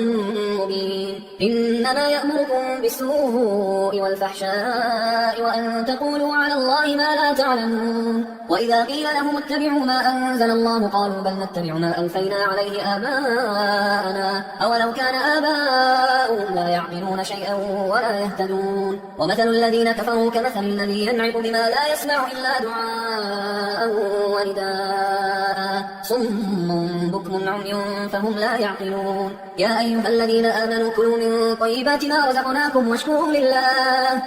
لله إن كنتم إياه تعبدون إنما حرم عليكم الميتة والدم ولحم الخنزير وما أهل به لغير الله فمن اضطر غير باغ ولا عاد فلا إثم عليه إن الله غفور رحيم إن الذين يكتمون ما أنزل الله من الكتاب ويشترون به ثمنا قليلا أولئك ما يأكلون في بطونهم إلا النار ولا يكلمهم الله يوم القيامة ولا يزكيهم ولهم عذاب أليم أولئك الذين اشتروا الضلالة بالهدى والعذاب بالمغفرة فما أصبرهم على النار ذلك بأن الله نزل الكتاب بالحق وإن الذين اختلفوا في الكتاب لفي شقاق بعيد ليس البر أن تولوا وجوهكم قبل المشرق والمغرب ولكن البر من آمن بالله واليوم الآخر والملائكة والكتاب والنبيين وآتى المال على حبه ذوي القربى واليتامى والمساكين وابن السبيل والسائلين وفي الرقاب وأقام الصلاة وآتى الزكاة والموفون بعهدهم إذا عاهدوا والصابرين في البأساء والضراء وحين البأس أولئك الذين صدقوا وأولئك هم المتقون يا أيها الذين آمنوا كتب عليكم القصاص في القتلى الحر بالحر والعبد بالعبد والأنثى بالأنثى فمن عفي له من أخيه شيء فاتباع بالمعروف وأداء إليه بإحسان ذلك تخفيف من ربكم ورحمة فمن اعتدى بعد ذلك فله عذاب أليم ولكم في القصاص حياة يا أولي الألباب لعلكم تتقون كتب عليكم إذا حضر أحدكم الموت إن ترك خيرا الوصية للوالدين والأقربين بالمعروف حقا على المتقين فمن بدله بعد ما سمعه فإنما إثمه على الذين يبدلونه إن الله سميع عليم فمن خاف من موص جنفا أو إثما فأصلح بينهم فلا إثم عليه إن الله غفور رحيم يا أيها الذين آمنوا كتب عليكم الصيام كما كتب على الذين من قبلكم لعلكم تتقون أياما معدودات فمن كان منكم مريضا أو على سفر فعدة من أيام أخرى وعلى الذين يطيقونه فدية طعام مسكين فمن تطوع خيرا فهو خير له وأن تصوموا خير لكم إن كنتم تعلمون شهر رمضان الذي أنزل فيه القرآن هدى للناس وبينات من الهدى والفرقان فمن شهد منكم الشهر فليصم ومن كان مريضا أو على سفر فعدة من أيام أخرى يريد الله بكم اليسر ولا يريد بكم العسر ولتكملوا العدة ولتكبروا الله على ما هداكم ولعلكم تشكرون وإذا سألك عبادي عني فإني قريب أجيب دعوة الداعي إذا دعان فليستجيبوا لي وليؤمنوا بي لعلهم يرشدون أحل لكم ليلة الصيام الرفث إلى نسائكم هن لباس لكم وأنتم لباس لهن علم الله أنكم كنتم تختانون أنفسكم فتاب عليكم وعفى عنكم فالآن باشروهن وابتغوا ما كتب الله لكم وكلوا واشربوا حتى يتبين لكم الخيط الأبيض من الخيط الأسود من الفجر ثم أتموا الصيام إلى الليل ولا تباشروهن وأنتم عاكفون في المساجد تلك حدود الله فلا تقربوها كذلك يبين الله آياته للناس لعلهم يتقون ولا تأكلوا أموالكم بينكم بالباطل وتدلوا بها إلى الحكام لتأكلوا فريقا من أموال الناس بالإثم وأنتم تعلمون يسألونك عن الأهلة قل هي مواقيت للناس والحج وليس البر بأن تأتوا البيوت من ظهورها ولكن البر من اتقى وأتوا البيوت من أبوابها واتقوا الله لعلكم تفلحون وقاتلوا في سبيل الله الذين يقاتلونكم ولا تعتدوا إن الله لا يحب المعتدين وقتلوهم حيث ثقفتموهم وأخرجوهم من حيث أخرجوكم والفتنة أشد من القتل ولا تقاتلوهم عند المسجد الحرام حتى يقاتلوكم فيه فإن قاتلوكم فاقتلوهم كذلك جزاء الكافرين فإن انتهوا فإن الله غفور رحيم وقاتلوهم حتى لا تكون فتنة ويكون الدين لله فإن انتهوا فلا عدوان إلا على الظالمين الشهر الحرام بالشهر الحرام والحرمات قصاص، فمن اعتدى عليكم فاعتدوا عليه بمثل ما اعتدى عليكم، واتقوا الله واعلموا أن الله مع المتقين. وأنفقوا في سبيل الله ولا تلقوا بأيديكم إلى التهلكة وأحسنوا إن الله يحب المحسنين. وأتموا الحج والعمرة لله، فإن أحسنتم فما استيسر من الهدي، ولا تحلقوا رؤوسكم حتى يبلغ الهدي محله، فمن كان منكم مريضا أو به أذى من رأسه ففدية من صيام أو صدقة أو نسك. فإذا أمنتم فمن تمتع بالعمرة إلى الحج فما استيسر من الهدي، فمن لم يجد فصيام 3 أيام في الحج و7 إذا رجعتم، تلك 10 كاملة، ذلك لمن لم يكن أهله حاضر المسجد الحرام. واتقوا الله واعلموا أن الله شديد العقاب. الحج أشهر معلومات، فمن فرض فيهن الحج فلا رفث ولا فسوق ولا جدال في الحج، وما تفعلوا من خير يعلمه الله، وتزودوا فإن خير الزاد التقوى، واتقوا يا أولي الألباب. ليس عليكم جناح أن تبتغوا فضلا من ربكم، فإذا أفضتم من عرفات فاذكروا الله عند المشعر الحرام واذكروه كما هداكم وإن كنتم من قبله لمن الضالين. ثم أفيضوا من حيث أفاض الناس واستغفروا الله إن الله غفور رحيم. فإذا قضيتم مناسككم فاذكروا الله كذكركم آباءكم أو أشد ذكرا. فمن الناس من يقول ربنا آتنا في الدنيا وما له في الآخرة من خلاق، ومنهم من يقول ربنا آتنا في الدنيا حسنة وفي الآخرة حسنة وقنا عذاب النار. أولئك لهم نصيب مما كسبوا والله سريع الحساب. واذكروا الله في أيام معدودات، فمن تعجل في يومين فلا إثم عليه ومن تأخر فلا إثم عليه لمن اتقى. واتقوا الله واعلموا أنكم إليه تحشرون. ومن الناس من يعجبك قوله في الحياة الدنيا ويشهد الله على ما في قلبه وهو ألد الخصام. وإذا تولى سعى في الأرض ليفسد فيها ويهلك الحرث والنسل والله لا يحب الفساد. وإذا قيل له اتق الله أخذته العزة بالإثم فحسبه جهنم ولبئس المهاد. ومن الناس من يشري نفسه ابتغاء مرضات الله والله رؤوف بالعباد. يا أيها الذين آمنوا ادخلوا في السلم كافة ولا تتبعوا خطوات الشيطان إنه لكم عدو مبين. فإن زللتم من بعد ما جاءتكم البينات فاعلموا أن الله عزيز حكيم. هل ينظرون إلا أن يأتيهم الله في ظلل من الغمام والملائكة وقضي الأمر وإلى الله ترجع الأمور. سل بني إسرائيل كم آتيناهم من آية بينة ومن يبدل نعمة الله من بعد ما جاءته فإن الله شديد العقاب. زين للذين كفروا الحياة الدنيا ويسخرون من الذين آمنوا والذين اتقوا فوقهم يوم القيامة والله يرزق من يشاء بغير حساب. كان الناس أمة واحدة فبعث الله النبيين مبشرين ومنذرين وأنزل معهم الكتاب بالحق ليحكم بين الناس فيما اختلفوا فيه وما اختلف فيه إلا الذين أوتوه من بعد ما جاءتهم البينات بغيا بينهم فهدى الله الذين آمنوا لما اختلفوا فيه من الحق بإذنه والله يهدي من يشاء إلى صراط مستقيم. أم حسبتم أن تدخلوا الجنة ولما يأتكم مثل الذين خلوا من قبلكم مستهم البأساء والضراء وزلزلوا حتى يقول الرسول والذين آمنوا معه متى نصر الله ألا إن نصر الله قريب. يسألونك ماذا ينفقون قل ما أنفقتم من خير فللوالدين والأقربين واليتامى والمساكين وابن السبيل وما تفعلوا من خير فإن الله به عليم. كتب عليكم القتال وهو كره لكم وعسى أن تكرهوا شيئا وهو خير لكم وعسى أن تحبوا شيئا وهو شر لكم والله يعلم وأنتم لا تعلمون. يسألونك عن الشهر الحرام قتال فيه قل قتال فيه كبير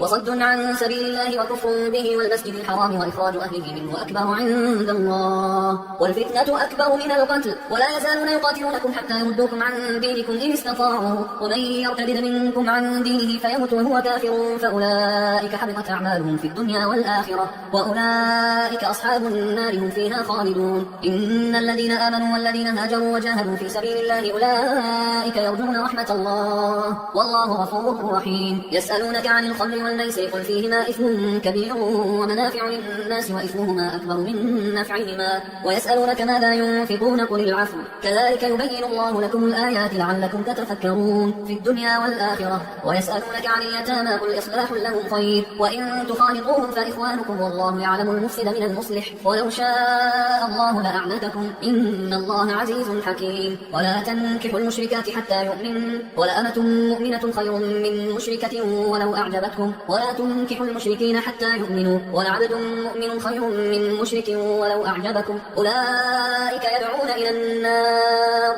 والله يدعو إلى الجنة والمغفرة بإذنه ويبين آياته للناس لعلهم يتذكرون ويسألونك عن المحيض قل هو أذى فاعتزلوا النساء في المحيض ولا تقربوهن حتى يطهرن فإذا تطهرن فأتوهن من حيث أمركم الله إن الله يحب التوابين ويحب المتطهرين نساؤكم حرث لكم فأتوا حرثكم أنا شئتم وقدموا لأنفسكم واتقوا الله واعلموا أنكم ملاقوه وبشر المؤمنين ولا تجعلوا الله عرضة لأيمانكم أن تبروا وتتقوا وتصلحوا بين الناس والله سميع عليم لا يؤاخذكم الله باللغو في أيمانكم ولكن يؤاخذكم بما كسبت قلوبكم والله غفور حليم للذين يؤلون من نسائهم تربص 4 أشهر فإن فاءوا فإن الله غفور رحيم وإن عزموا الطلاق فإن الله سميع عليم والمطلقات يتربصن بأنفسهن 3 قروء ولا يحل لهن أن يكتمن ما خلق الله في أرحامهن إن كن يؤمن بالله واليوم الآخر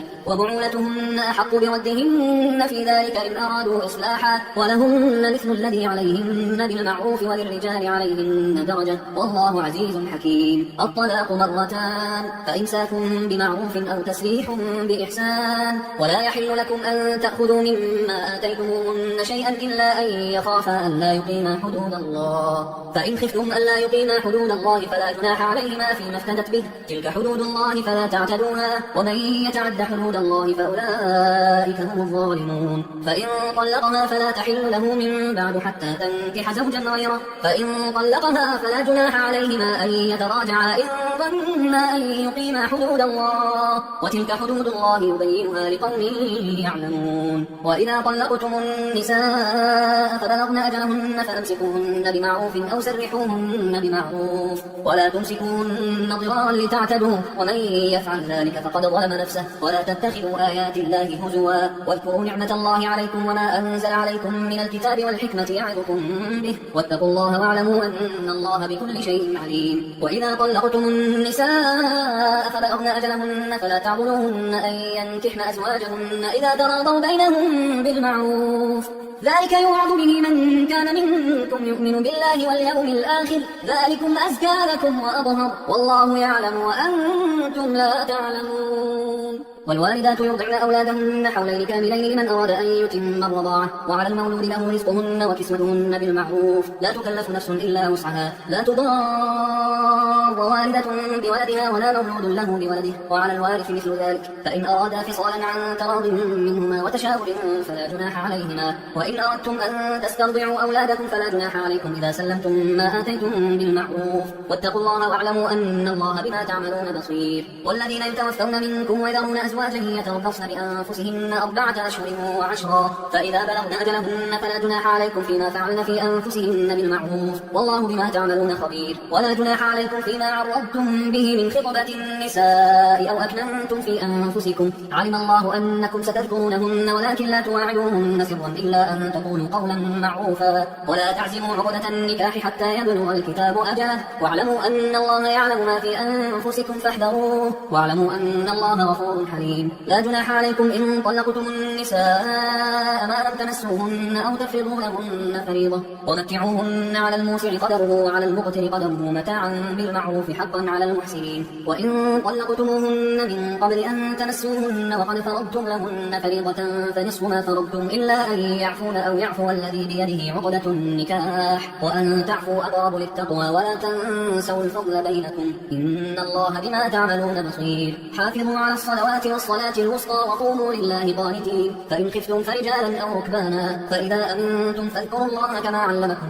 ما لم تكونوا تعلمون. والذين يتوفون منكم ويذرون أزواجا وصية لأزواجهم متاعا إلى الحول غير إخراج، فإن خرجن فلا جناح عليكم فيما فعلن في أنفسهن من معروف والله عزيز حكيم. وللمطلقات متاع بالمعروف حقا على المتقين، كذلك يبين الله لكم آياته لعلكم تعقلون. ألم تر إلى الذين خرجوا من ديارهم وهم ألوف حذر الموت فقال لهم الله موتوا ثم أحياهم إن الله لذو فضل على الناس ولكن أكثر الناس لا يشكرون. وقاتلوا في سبيل الله واعلموا أن الله سميع عليم. من ذا الذي يقرض الله قرضا حسنا فيضاعفه له أضعافا كثيرة والله يقبض ويبسط وإليه ترجعون. ألم تر إلى الملأ من بني إسرائيل من بعد موسى إذ قالوا لنبي له ابعث لنا ملكا نقاتل في سبيل الله قال هل عسيتم إن كتب عليكم القتال ألا تقاتلوا قالوا وما لنا ألا نقاتل في سبيل الله وقد أخرجنا من ديارنا وأبنائنا فلما كتب عليهم القتال تولوا إلا قليلا منهم والله عليم بالظالمين. وقال لهم نبيهم إن الله قد بعث لكم طالوت ملكا قالوا أنى يكون له الملك علينا ونحن أحق بالملك منه ولم يؤت سعة من المال قال إن الله اصطفاه عليكم وزاده بسطة في العلم والجسم والله يؤتي ملكه من يشاء والله واسع عليم. وقال لهم نبيهم إن آية ملكه أن يأتيكم التابوت فيه سكينة من ربكم وبقية مما ترك آل موسى وآل هارون تحمله الملائكة إن في ذلك لآية لكم إن كنتم مؤمنين. فلما فصل طالوت بالجنود قال إن الله مبتليكم بنهر فمن شرب منه فليس مني ومن لم يطعمه فإنه مني إلا من اغترف غرفة بيده فشربوا منه إلا قليلا منهم. فلما جاوزه هو والذين آمنوا معه قالوا لا طاقة لنا اليوم بجالوت وجنوده قال الذين يظنون أنهم ملاقوا الله كم من فئة قليلة غلبت فئة كثيرة بإذن الله والله مع الصابرين. ولما برزوا لجالوت وجنوده قالوا ربنا أفرغ علينا صبرا وثبت أقدامنا وانصرنا على القوم الكافرين فهزموهم بإذن الله. وقتل داود جالوت وآتاه الله الملك والحكمة وعلمه مما يشاء ولولا دفع الله الناس بعضهم ببعض لفسدت الأرض ولكن الله ذو فضل على العالمين. تلك آيات الله نتلوها عليك بالحق وإنك لمن المرسلين. تلك الرسل فضلنا بعضهم على بعض منهم من كلم الله ورفع بعضهم درجات وآتينا عيسى ابن مريم البينات وأيدناه بروح القدس ولو شاء الله ما اقتتل الذين من بعدهم من بعد ما جاءتهم البينات ولكن اختلفوا فمنهم من آمن ومنهم من كفر ولو شاء الله ما اقتتلوا ولكن الله يفعل ما يريد. يا أيها الذين آمنوا أنفقوا مما رزقناكم من قبل أن يأتي يوم لا بيع فيه ولا خلة ولا شفاعة والكافرون هم الظالمون. الله لا إله إلا هو الحي القيوم لا تأخذه سنة ولا نوم له ما في السماوات وما في الأرض من ذا الذي يشفع عنده إلا بإذنه يعلم ما بين أيديهم وما خلفهم ولا يحيطون بشيء من علمه إلا بما شاء وسع كرسيه السماوات والأرض ولا يؤوده حفظهما وهو العلي العظيم. لا إكراه في الدين قد تبين الرشد من الغي فمن يكفر بالطاغوت ويؤمن بالله فقد استمسك بالعروة الوثقى لا انفصام لها والله سميع عليم. الله ولي الذين آمنوا يخرجهم من الظلمات إلى النور والذين كفروا أولياؤهم الطاغوت يخرجونهم من النور إلى الظلمات أولئك أصحاب النار هم فيها خالدون. ألم تر إلى الذي حاج إبراهيم في ربه أن آتاه الله الملك إذ قال إبراهيم ربي الذي يحيي ويميت قال أنا أحيي وأميت قال إبراهيم فإن الله يأتي بالشمس من المشرق فأت بها من المغرب فبهت الذي كفر والله لا يهدي القوم الظالمين. أو كالذي مر على قرية وهي خاوية على عروشها قال أنى يحيي هذه الله بعد موتها فأماته الله 100 عام ثم بعثه قال كم لبثت قال لبثت يوما أو بعض يوم قال بل لبثت 100 عام فانظر إلى طعامك وشرابك لم يتسنه وانظر إلى حمارك ولنجعلك آية للناس وانظر إلى العظام كيف ننشفها ثم نكسوها لحما فلما تبين له قال أعلم أن الله على كل شيء قدير. وإذ قال إبراهيم رب أرني كيف تحيي الموتى قال أولم تؤمن قال بلى ولكن ليطمئن قلبي قال فخذ 4 من الطير فصرهن إليك ثم اجعل على كل جبل منهن جزءا ثم ادعهن يأتينك سعيا واعلم أن الله عزيز حكيم. مثل الذين ينفقون أموالهم في سبيل الله كمثل حبة أنبتت 7 سنابل في كل سنبلة 100 حبة والله يضاعف لمن يشاء والله واسع عليم. الذين ينفقون أموالهم في سبيل الله ثم لا يتبعون ما أنفقوا منا ولا أذى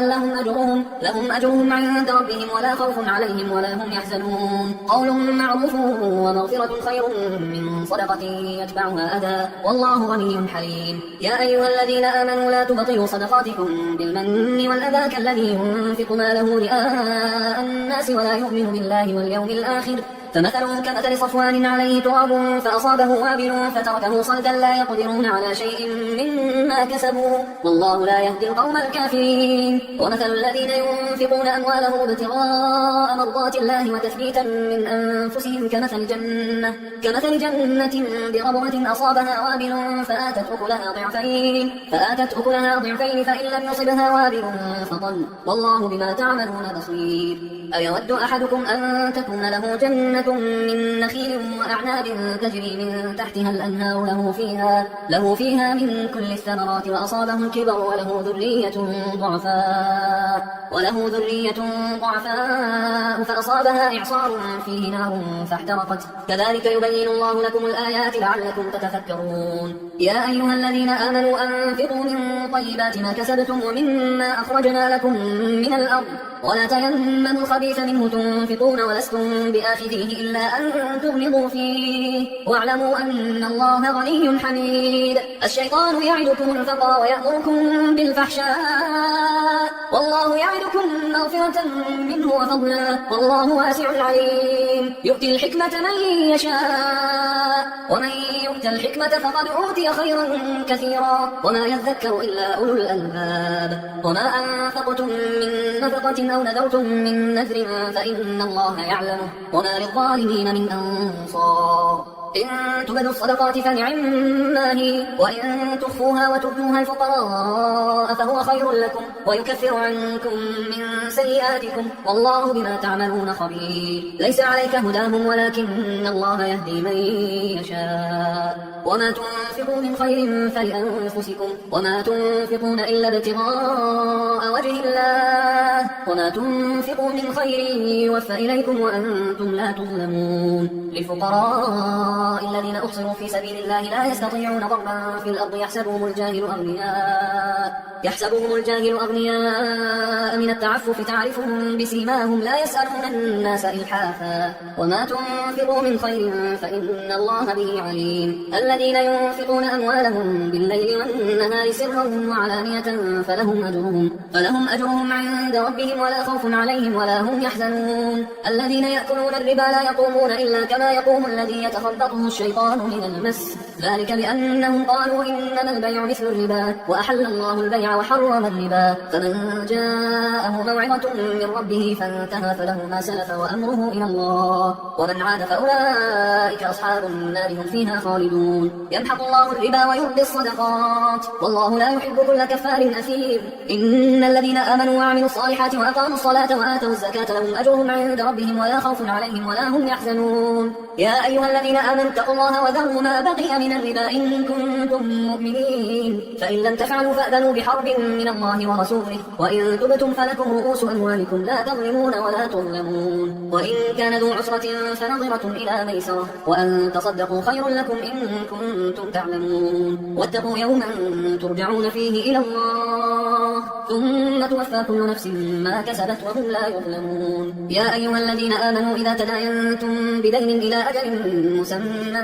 فاكتبوه وليكتب بينكم كاتب بالعدل ولا يأبى كاتب أن يكتب كما علمه الله فليكتب وليملل الذي عليه الحق وليتق الله ربه ولا يبخس منه شيئا فإن كان الذي عليه الحق سفيها أو ضعيفا أو لا يستطيع أن يمله فليملل وليه بالعدل واستشهدوا شهيدين من رجالكم فإن لم يكونا رجلين فرجل وامرأتان اثنان ممن ترضون من الشهداء أن تضل إحداهما فتذكر إحداهما الأخرى ولا يأبى الشهداء إذا ما دعوا ولا تسأموا أن تكتبوه صغيرا أو كبيرا إلى أجله ذلكم أقسط عند الله وأقوم للشهادة وأدنى أن لا ترتابوا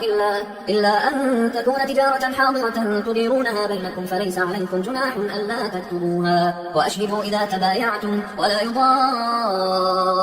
كاتب ولا شهيد وإن تفعلوا فإنه فسوق بكم واتقوا الله ويعلمكم الله والله بكل شيء عليم وإن كنتم على سفر ولم تجدوا كاتبا فرهان مقبوضة فإن أمن بعضكم بعضا فليؤدي الذي اؤتمن أمانته وليتق الله ربه ولا تكتموا الشهادة ومن يكتمها فإنه آثم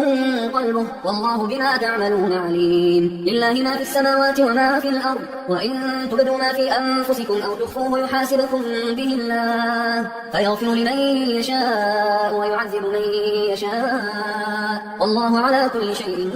قدير آمن الرسول بما أنزل إليه من ربه والمؤمنون كل آمن بالله وملائكته وكتبه ورسله لا نفرق بين أحد من رسله وقالوا سمعنا وأطعنا غفرانك ربنا وإليك المصير لا يكلف الله نفسا إلا وسعها لها ما كسبت وعليها ما اكتسبت ربنا لا تؤاخذنا إن نسينا أو أخطأنا ربنا ولا تحمل علينا إصرا كما حملته على الذين من قبلنا ربنا ولا تحملنا ما لا طاقة لنا به واعف عنا واغفر لنا وارحمنا أنت مولانا فانصرنا على القوم الكافرين